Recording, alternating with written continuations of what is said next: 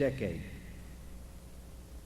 UAH and the Huntsville community have together flourished dramatically in recent years. I am confident that President Padulo will continue to build on that strength for the development of the campus, the community, and the state. Dr. Padulo, it is my pleasure as a lifetime citizen of the state of Alabama to applaud your decision to return to your native state, and I welcome you home. I also welcome your charming and delightful wife, Catherine, your sons, Robert and Joseph, your mother-in-law and father-in-law, Dr. and Ms. Bob Siemens, longtime friends of mine, and all of your other relatives who are with us today. I know I join with thousands of other Alabamians in warm greetings and high expectations for all of us. We look forward to get to know the two of you better as we work together in the years to come. With common dedication and vision, with hard work and determination, we know these will be good years for you, for the University of Alabama in Huntsville, and it follows for all the people of Alabama. And now it is my pleasure and privilege as President Pro Tempore of the Board of Trustees of the University of Alabama to hereby officially install you as the third president of the University of Alabama in Huntsville.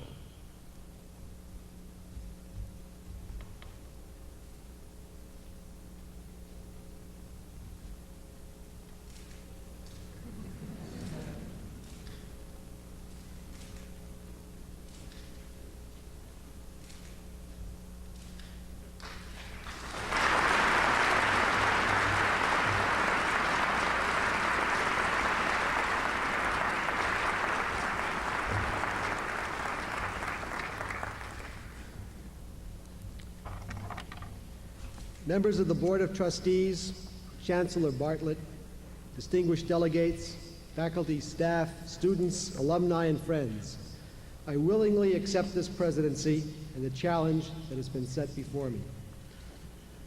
I also publicly and humbly acknowledge that except when Catherine agreed to share her life with me, this is the highest honor and greatest privilege I've ever received. I thank all of you for being here today to share this experience with me, and especially for showing your support for the University of Alabama in Huntsville.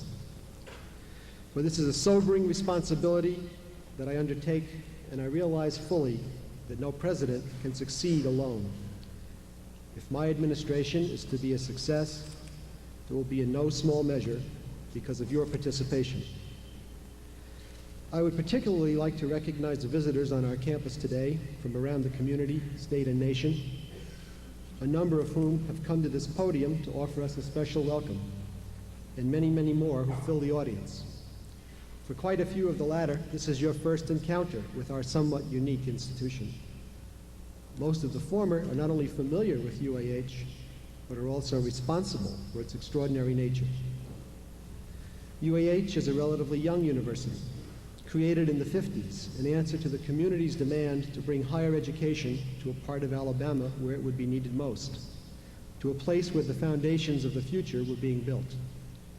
It was envisioned by far-seeing North Alabama leaders, including rocket scientist Wernher von Braun, as both a community resource where the region's youth could be prepared to reach their full potential, and as a catalyst that could help tomorrow come more quickly.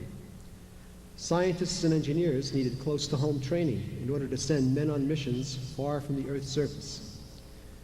And a southern cotton town needed the additional cultural opportunities, technology, and new vision necessary to develop a stronger economic base and secure the advantages this modern age promised. Much progress has been made toward those goals over the past 4 decades. Leading UAH and its contributions to that progress were Doctors Ben Graves and John Wright, the university's first 2 presidents.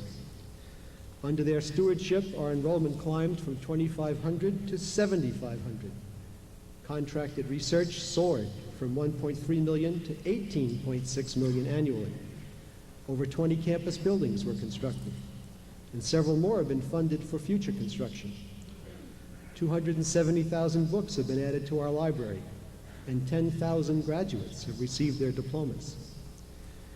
These presidents guided UAH from its childhood of new autonomy through a certain adolescence of physical development and a search for identity, and into the adulthood of earned self-confidence and national recognition. I take over the mantle of leadership of this fine university with deep appreciation for all that has been accomplished here by Drs. Wright and Graves, and the trustees, community and state leaders, faculty and staff, and others who have labored alongside them. Now, I've got to confess that when you're living in Huntsville, it's dangerously easy to lapse into space program metaphors without even thinking about it. And I almost found myself at this point speaking to you about you all being boosters for the rocket ship UAH. Ben Graves might have been the first stage, John Wright the second stage, and so on. I actually had to extend myself a bit to instead use a social science metaphor of development, progressing from childhood to adolescence and adulthood. From now on, I shall call upon my early general education in the liberal arts, Professor Luck, and I'll employ the even more down-to-earth metaphors of building things such as walls, bridges, and tunnels. A few weeks ago, in my first fall faculty convocation, I spoke on our potential to work together to build further on the strong foundation you have constructed here at UAH. Today, however, my topic will not be building, but rather tearing down, especially the tearing down of the walls we humans build between ourselves. Robert Frost, in his famous poem Mending Walls, sets the stage for my comments. Something there is that doesn't love a wall, that sends the frozen groundswell under it and spills the upper boulders in the sun and makes gaps even two can pass abreast.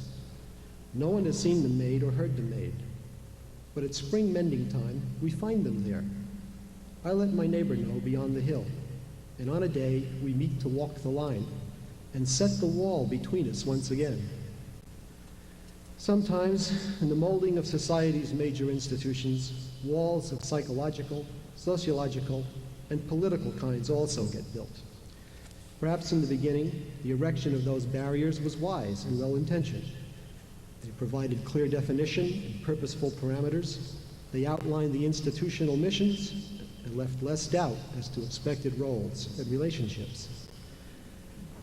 But as time has passed, the institutions have evolved beyond their original charges, and the environment around them has changed as well. The old walls have ceased to protect and channel anticipated growth, and they now impede progress and keep us from pursuing the unanticipated. Old visions have become mindsets that prevent us from seeing over the old walls. The world has changed dramatically here in Huntsville. 30 years ago, a graduate student was an employee at the Arsenal, trying to earn a master's degree a couple of nights a week. Today, it's a full-time research assistant from California, Michigan, Germany, or the People's Republic of China.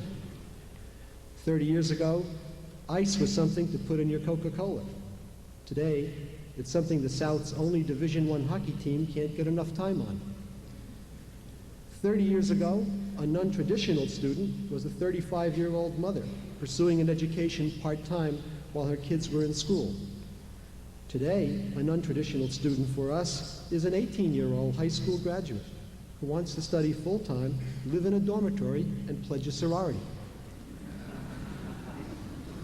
Too often, other walls have resulted from unfortunate misunderstandings and from the failure to trust or the fear of trying new things. Guarding our turf has at times seemed more important than breaking new ground. Colleagues have become competitors, and limited personal attainments a safer objective to strive for than shared public triumphs. Mine has required less sacrifice than ours in the semantics of our day. A great teacher and author, Howard Thurman, under whom Martin Luther King studied in Boston, and whose everyday speech was said to be like poetry, addressed the same theme as Frost's line, "Something there is that doesn't like a wall."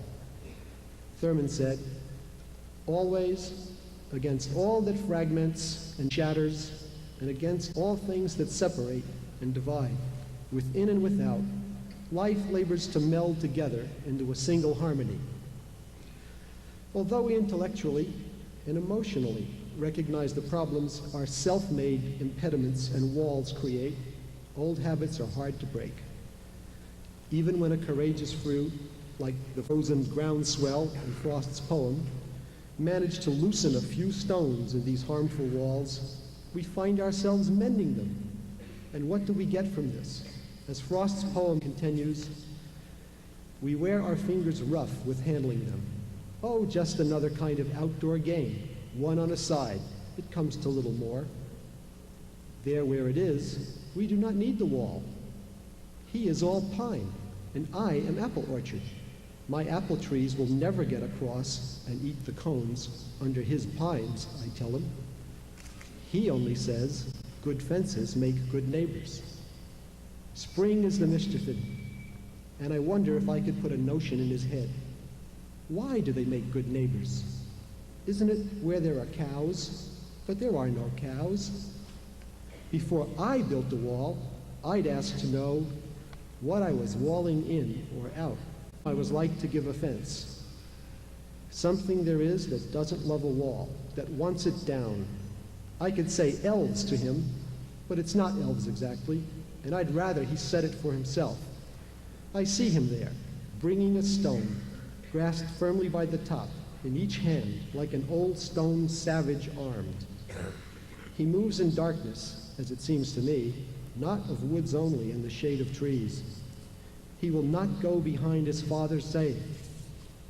And he likes having thought of it so well, he says it again. Good fences make good neighbors.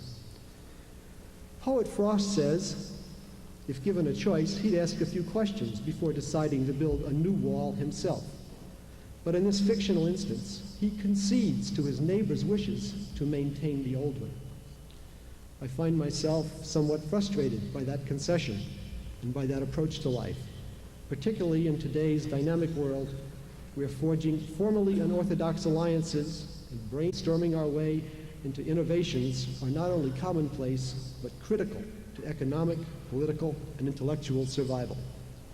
Colleges and universities are typically at the center of this revolution in thinking and acting, and thus, for us, artificial walls are much more than a nuisance. In a very real sense, they severely restrict our productivity on behalf of society.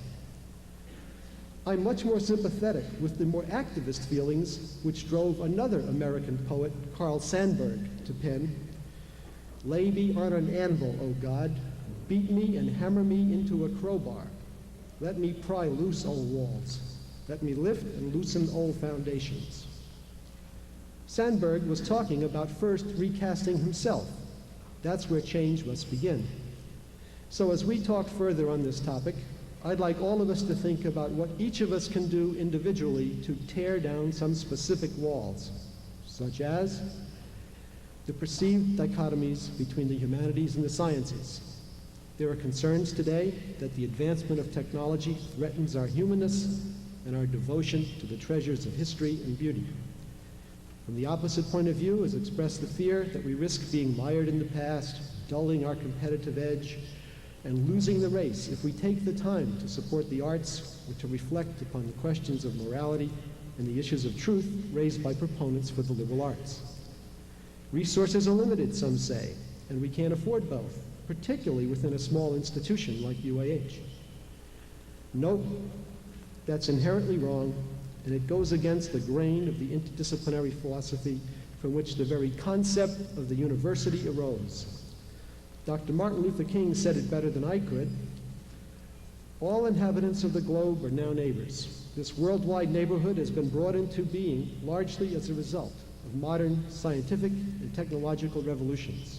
The world of today is vastly different from the world of just 100 years ago. However, we must work passionately and indefatigably to bridge the gulf between our scientific progress and our moral progress. Our hope for creative living in this world house that we have inherited lies in our ability to reestablish the moral ends of our lives in personal character and social justice. In other words, the contributions of all our academic disciplines are important to our critical mission to society and are worthy of our support. Huntsville and the world would not be the productive marvels they are today without science, engineering, and business. But we will not survive the products of our technologies without the compassions, softening influences, and broader perspectives provided by medicine, nursing, and the liberal arts. In university, we also must learn to balance the sometimes conflicting interests and demands of teaching and research. But I think we can get by this wall if we can come to realize that there really is no wall there other than in our imaginations. If we can come to appreciate the importance of the research centers to the academic units and of the classrooms to the research centers here at UAH. Without the academic programs of the university, the research centers here would be just another set of think tanks or systems houses scrambling to get contracts. With the academic programs, the centers tap the talent pools of creative faculty and students and enjoy the library, computer facilities, and other campus infrastructure which enable them to compete for the best people and the best research funding.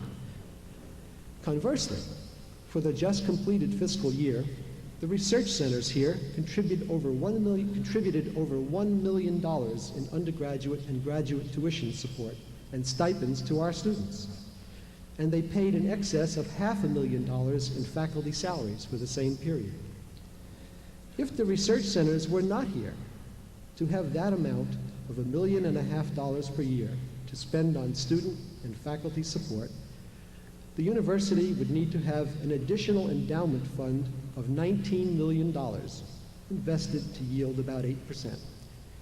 Since the actual endowment of UAH is really only $11 million, we see that the research centers may be thought of as a significant living endowment by virtue of the contributions they make to the academic enterprise.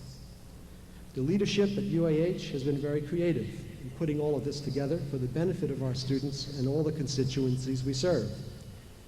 And continued creativity and openness in attitude and approach by us will keep it going. Yesterday, our faculty participated in the first of what I hope will be a series of creativity panels with the aim of fostering even more cross-pollination between the classroom and the laboratory, the faculty and the administration, and the university and the community. This morning, visiting engineer and metallurgist Richard Polich set a good example of how he has managed to bring creativity to one of the world's leading art material foundries and achieve a marriage between engineering and the arts. Meanwhile, we may inadvertently be building barriers to the future success of our students when we fail to demand enough of them today. A recent study by the American Council on Education found that only 1 out of 6 of the 4-year colleges in the United States requires students getting degrees to study a foreign language. 1 out of 6. No university in our state requires any language study in high school to be admitted to the university, and none requires it of all students who come to the university. In today's international market, is academe shortchanging those students? UAH and other state schools do try to uphold the foreign language standard for at least some fraction of our students. But are there other entrenched curriculum decisions we should revisit in our students' long-term interests? I have been quoted recently by the news media advocating that UAH should begin aggressively recruiting students from around the nation and the world, despite the fact that the majority of our students have traditionally come from the local area. There really is no wall around the Tennessee Valley. It is not academically healthy for us or our students to operate in a closed environment. As I've said before, I firmly believe that adding students from across the country and the globe to our current mix will stimulate the educational process for all involved here. Walls around individual universities must also fall. As a number of pioneers in higher education have observed, this is the age of collaboration between universities. No institution can serve today as a repository for all knowledge, nor pursue all intellectual interests. We simply have to learn to share. Last summer, UAH bid a temporary farewell to Dr. M.K. Wu, the physicist, largely responsible for the breakthrough that began an international research revolution into the potentials of superconductivity. But we didn't say goodbye to Dr. Wu, nor did we just lose him to Columbia University. We initiated a relationship with Dr. Wu's new colleagues at Columbia that didn't exist before, and which will further the research efforts of both schools. That's called making the best of it. We also told Dr. Wu we'll keep a candle in the window for him in case he gets mugged or his wife spends too much money in New York shops. The modern consortium is today's necessary extension of the university. Just as in the past, the university became the logical extension of the single discipline college. The University of Alabama System Board of Trustees and Chancellor Thomas Bartlett are leading the way in their efforts to encourage a closer association between the public institutions here in Alabama, particularly among the three campuses in our system.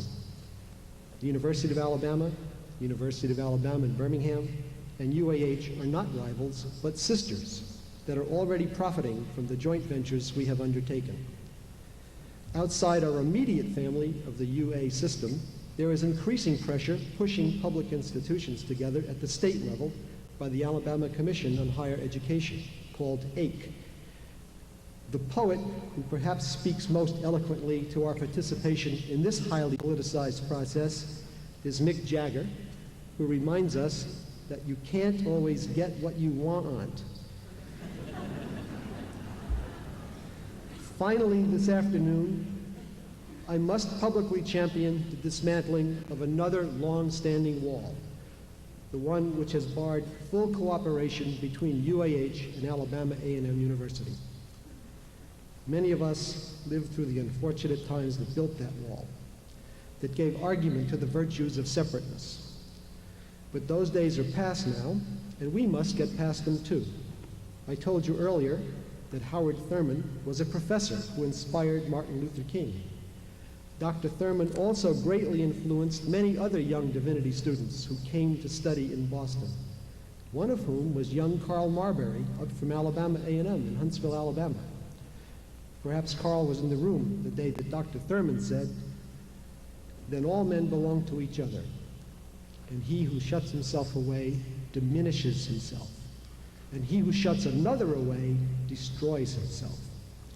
I truly appreciate the presence in this room today and the participation in these ceremonies of Dr. George Cooper, representing Dr. Carl Marbury, whose mother is ill, and who leads Alabama A&M as its interim president. The presence of A&M representation here today is more than the mere symbolism of an academic ceremony. You all need to know that the dialogue has never ceased between our two institutions during the difficulties of recent years. However, more is required. Now there is a new enthusiasm for real rapport between our schools. This as we face will be harder to tear down than they were to put up. Perhaps we'll just have to build bridges over these obstacles or tunnel under them. Hezekiah, an ancient king of Judah, hemmed in by the walls of his own city, Jerusalem, during a siege by the Assyrians, was without access to water during that siege. He came up with an elaborate engineering scheme to dig a long tunnel under the city walls and through limestone rock, bringing the waters of the Gihon spring inside the walls of Jerusalem to the pool of Siloam. Workmen dug from both ends in a zigzag course until they met.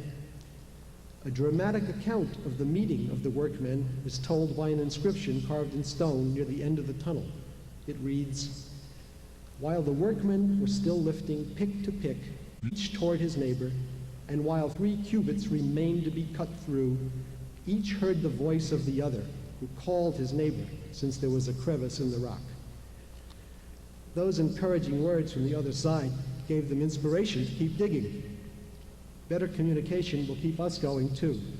But, like those Old Testament workmen, we've also got to be digging from both sides of the wall to reach our...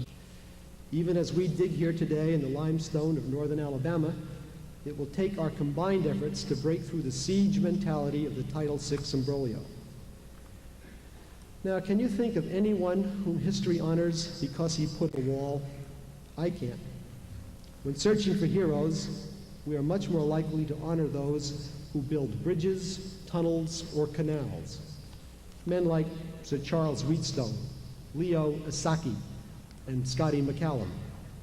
Those are root canals, of course. Earlier in this ceremony, when Senator Heflin administered my oath of office, he noted that the Bible used for the investiture is housed in the University of Alabama's Gorgas Library. With all the traveling around the state I've had to do since I got here, I was afraid that the senator might use a Gideon Bible. That library is named for Amelia Gale Gorgas, whose son, General William Crawford Gorgas, managed to eliminate the scourge of yellow fever plaguing Panama and thus made way for the completion of the Panama Canal. Even though General Gorgas did no digging himself, the use of his own particular skills and knowledge assisted in opening a pathway between two great oceans. So it is with each of us. We can bring something special to the effort before us. That doesn't mean we'll be recognized for our endeavors or even remembered. How many of us had previously heard of General Gorgas or could recall who was in office when the Panama Canal or the Lincoln Tunnel or the George Washington Bridge was built? The Panama Canal was begun in 1907 by Teddy Roosevelt, and I'm sure he is pleased to look down on this ceremony and see me citing his example and also following his advice to walk softly and carry a big stick. Is that the metaphorical significance of that enormous mace, Dr. Francis Roberts? Some tunneling projects just take time, and those we begin today may have to be completed by those that follow us. And yet we must get underway. I'm confident it can be done if we all have the character to try. As it is, forces working against the accomplishment of our goals may actually help us reach them. One of Alabama's great heroines, Helen Keller, knew perhaps better than anyone how to find victory in difficult circumstances. She reminds us, character cannot be developed in ease and quiet. Only through experience of trial and suffering can the soul be strengthened, vision cleared, ambition inspired, and success achieved. The character of this university and each of us as members of its community will be strengthened through the experiences which lie ahead of us. I pledge my very best to you to this end, and I am grateful that we've been given the chance to meet these challenges and opportunities together. Thank you.